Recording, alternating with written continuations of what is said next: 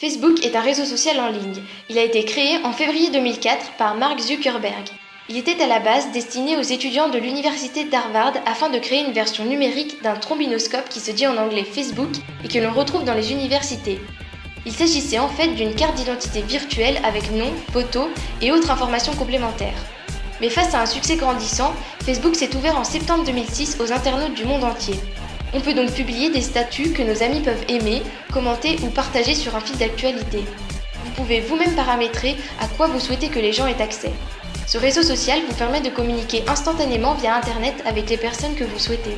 Il s'agit là d'une conversation privée. Les seules conditions pour accéder à Facebook sont d'avoir accès à Internet et d'avoir plus de 13 ans.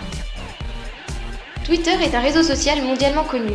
Il a été créé en mars 2006 par ces 4 hommes à San Francisco. En avril 2007, Twitter est devenu une véritable entreprise et Jack Dorsey en prend les commandes. Le logo de Twitter est un petit oiseau bleu car tweet signifie en anglais gazouiller. Twitter est une plateforme de microblogging sur laquelle il est possible d'envoyer des tweets comprenant 140 caractères au maximum. À la base, les utilisateurs de Twitter n'étaient que des journalistes, blogueurs ou des geeks.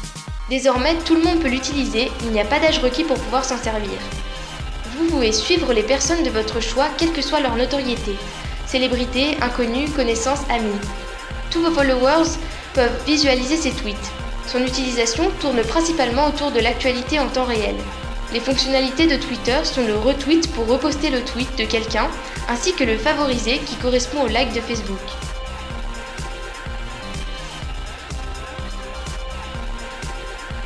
YouTube est un autre type de réseau social.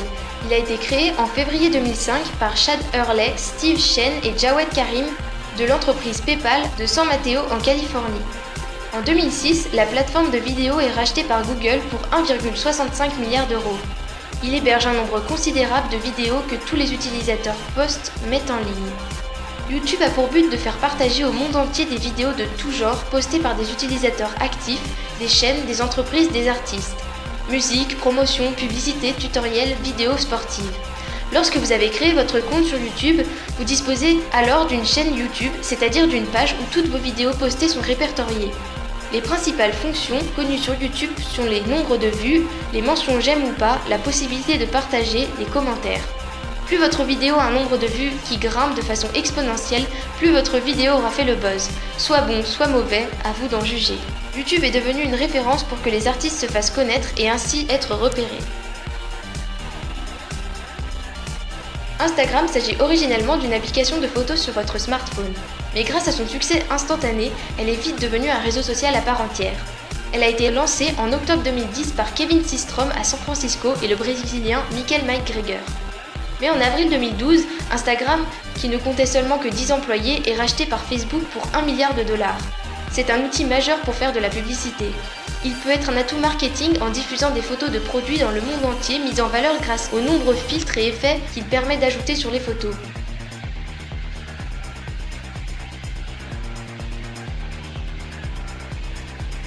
Il nous est possible d'aimer ces dernières, les commenter ou les publier sur d'autres réseaux sociaux. Il n'y a pas d'âge particulier requis pour pouvoir l'utiliser. Sur Facebook, Twitter et Instagram, il y a une fonction très importante, ce sont les hashtags. Les hashtags sont des mots-clés précédés d'un dièse en rapport à votre statut, vidéo ou photo postée. Vos contenus sont répertoriés selon le mot mis en hashtag. En cliquant dessus, vous arrivez alors sur une page où tous les posts contenant ce mot sont affichés. Vos posts sont alors amplifiés et diffusés dans le monde entier. Cela peut être un moyen pour se faire connaître à l'étranger. D'ailleurs, Facebook a été le dernier à insérer ces hashtags sur la plateforme de réseau social en juin dernier. Malgré les différences de moyens de diffusion entre ces 4 réseaux sociaux, on remarque de nombreuses similitudes qui permettent facilement aux utilisateurs de propager et d'amplifier les informations plus ou moins adéquates. Ils peuvent être utilisés à bon ou au mauvais escient et par quasiment n'importe qui et sont de plus en plus employés pour véhiculer la violence. Maintenant, vous êtes au point sur les réseaux sociaux.